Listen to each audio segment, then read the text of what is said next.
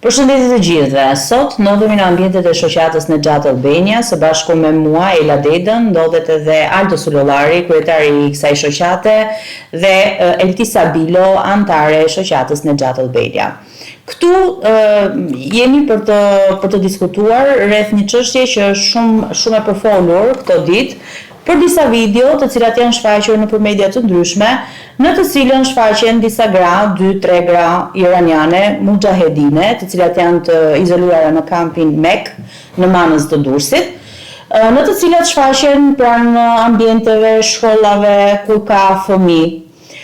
Kjo ka qenë një temë shumë e diskutuar dhe shumë njerëz janë të frikësuar, sepse supozohej që ndodhen pikërisht në atë ambient për ndoshta edhe për të rrëmbyer, për të marrë fëmijë. Pikërisht për këtë arsye ne ndodhemi këtu për të ndarë mendimet tona. Aldo, çfarë mund të themi rreth kësaj situate?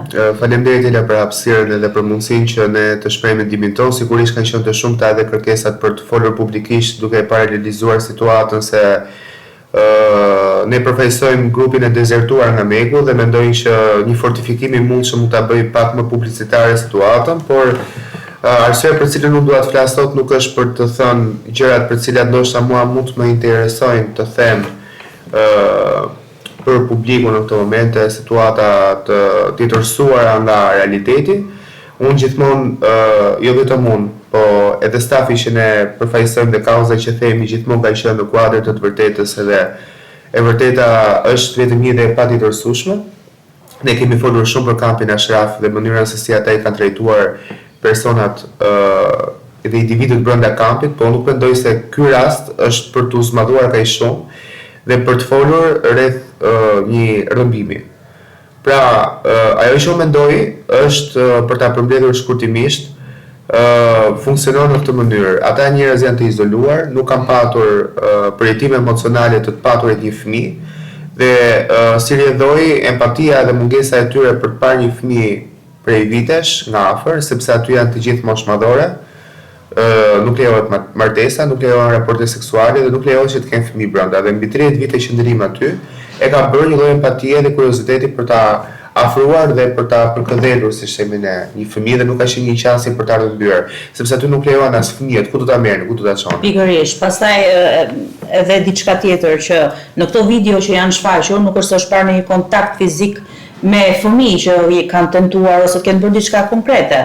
Thjesht janë disa video si përfaqësore, ku këto janë parë në këto zona që janë të populluara si nga fëmijë ashtu edhe nga të rritur.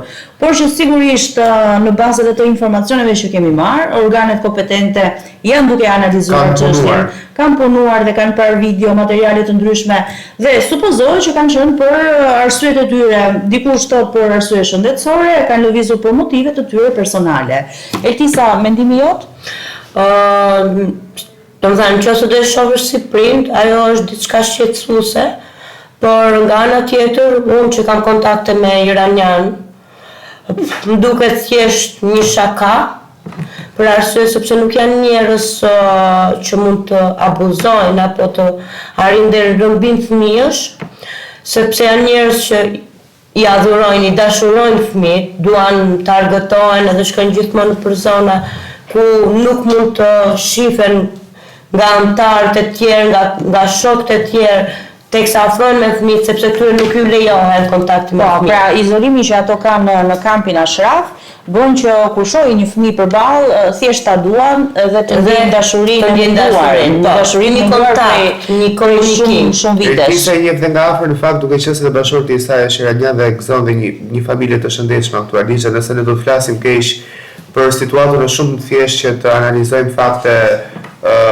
jo të ndikuara për interese personale. Pra, nëse ne do të flasim dhe të bëjmë politikë tani, mund të flasim dhe të themi që shikoj se kjo ishte një situatë që mund të ndikojë për publicitet dhe për të bërë tani show që të flasim që shikoj se po ishte vërtet. Ne nuk mund ta atimi në brendësinë e situatës se nuk e pam. Eltisa tha dhe vetë që është thjesht çështje empatie, pra thjesht dëshirë për të afruar një fëmijë se nuk kanë fëmijë. Dhe kjo është dhe për antarët që janë të dezertuar dhe janë larguar, dhe ata paralelisht kur shohin fëmijë, i durojnë diçka, i përgëdhelin, i komplimentojnë, thonë mashallah, duan që t'i afrojnë.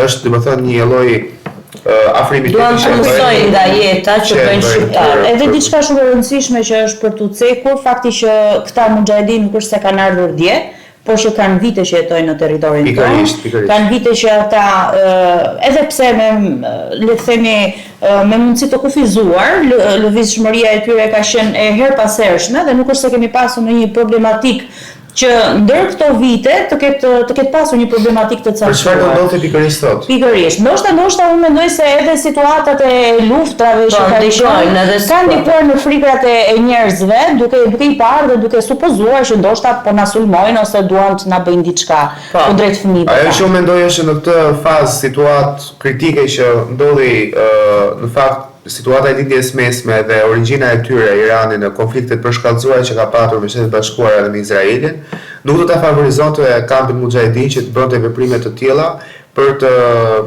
dërtuar më shumë kauzën e tyre. Duke ditur edhe kushtet në të cilën ndodhen. Dhe kushtet, do të thonë nuk është normale që të mendojmë se ata do merrin fëmijë brenda sepse nuk lejohet aty të kenë dhe mace, jo fëmijë. Dhe nëse nga vetë dëshmitë reale të ishatarëve që janë dezertuar nga Meku kanë treguar që dhe një antar që ka dashur të ushqejë një mace kanë thënë që ti nuk duhet ta bësh të veprim sepse janë shumë të kontrolluar në ideologjinë e tyre dhe në veprimtarinë që ata ushtrojnë janë shumë të survejuar dhe të kontrolluar. Pra nuk është normale që ne të mendojmë që kanë dashur t'i marrin dhe t'i çojnë te kampi se nuk do janë rregullat aq të ashpra sa nuk do ta lejonin që t'i merrin fëmijët t'i çonin brenda. Për çfarë do I bënin? Do I vristen, do I hanin. Çfarë do bëni me fëmijët aty brenda? Do të thonë nuk është absurde, për më tepër jam shumë I lumtur të them që institucionet shtetërore kanë vepruar aq shumë në çdo situatë këtu dhe I kanë monitoruar situatën dhe nuk çdo fjalë tepër te jona do të ishte shumë e tepërt. Dhe ishte vërtet shumë boshe për të folur rreth një rrëmbimi të mundshëm sepse vetë instancat shtetërore do të vepronin dhe do ta monitoronin akoma më shumë situatën për ta parandaluar situata të tilla. Është një diskutim shumë I logjikshëm, pavarësisht ashtu sikurse e the edhe ti Aldo që ne kemi bërë shumë konferenca për të cilat kemi folur për të drejtat e njeriu, të drejtat që janë të shkelura ndër vite në atë kamp, po ashtu jemi të detyruar të themi gjithashtu të vërtetën dhe bindjen tonë realisht, sikurse ne mendojmë për këtë situatë, por kaq sa dim, por kaq njohuri sa kemi me këto video që po tani për momentin është paniku, domethënë nga lufta që po ndos, edhe njerëzit mundohen që edhe t'i bullizojnë këto momente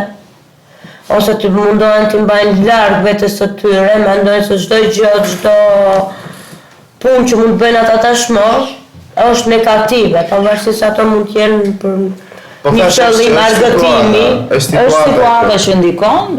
Gjithsesi ne presim përgjigje nga verifikime që do të bëhen në ditët e ardhshme, si sot edhe në ditët që do të vijojnë nga organet kompetente. Vetë është diçka që më lejon për pjesën e një krahasimi që është bërë në rrjetet sociale, duke qenë se na kanë komentuar shumë edhe për ta kancelluar këtë video, domethënë jo vetëm për na stafit, por edhe qytetarët që na kanë ndjekur që ne kemi bërë aktivitete dhe mendoj se kemi një armiqësi të mundshme. Ne nuk kemi punuar kundër Mekut dhe ne nuk kemi interes për të qenë kundër Mekut. Ne punojmë për personat që janë në Mekë dhe të jenë të lirë. Pra ne nuk është se suportojmë ideologjinë e tyre, por suportojmë individin dhe për ne ka fokus mirëqenia e tyre brenda dhe një hamendësim I tillë që ne mund të kemi armiqësi me ideologjinë e tyre, bëjnë sikur ne do të themi po për çdo gjë që ata bëjnë. Kështu që ne nuk kemi këtu për të gënjeshtra, por jemi këtu të themi të vërtetën, dhe e vërteta me atë që shohim, nëse do të ishte një rrëmbim I mundshëm, një situatë kaq e madhe, policia do kishte vepruar, nuk do ishte kohë fare për ta komentuar ne këtu. Pikërisht. Dhe do kishte çdo gjë do kishte marrë vendin e vet. Unë nuk kam asgjë kundër Mekut, sigurisht as stafi I as shoqata jon, ne punojmë dhe luftojmë për ideologjinë e atyre që ata mos jenë të izoluar, të krijojnë familje, të jenë të integruar dhe mos të kenë këtë lloj mendësie që kur të shohin një fëmijë në rrugë, të thonë që ata kisha unë, por mund ta kishin dhe mund të ishin zhvilluar dhe mos të ndodhin më të tilla situata. Pra, shoqata jon për këtë ka punuar, nuk ka punuar kundër Mekut sepse ne kemi urrëti për Mekun. Ne punojmë për të mbrojtur ata individët të drejtat e tyre brenda Mekut. Shumë saktë. Kështu që ne do të presim në ditët në vijim për një përgjigje, për një konfirmim nga policia, nga verifikimet që do të bëhen, deri më atëherë çfarë mund të themi, të kemi kujdes, pse jo, por të ruajmë qetësinë sepse nuk ka panik, nuk ka rrezikshmëri. Faleminderit. Faleminderit.